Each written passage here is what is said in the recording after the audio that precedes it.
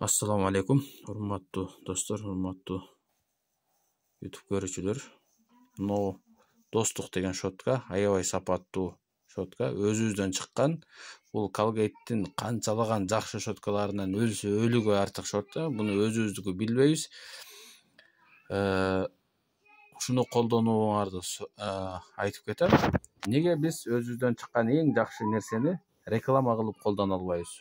Буну билгендер жакшы баалап колдонот, билбегендер билбей жүрө берет экенбиз.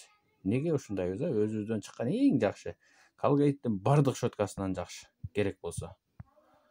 Ушуну колдонсок жакшы болот. Биз өзүбүздөн чыккан нерсени өзүбүздүн базарларда керек болсо супермаркет фрунзелерди дагы көп кое бербейбиз. Себеби арзан болгон үчүн, буга көп баа кошулбаган үчүн. Себеби базардагы баасы 20 сом, тиги апарып 50 сом деп кое албайт. Ошого көп жерде буну маркеттерге койбойт. Маркеттерде сатылбайт.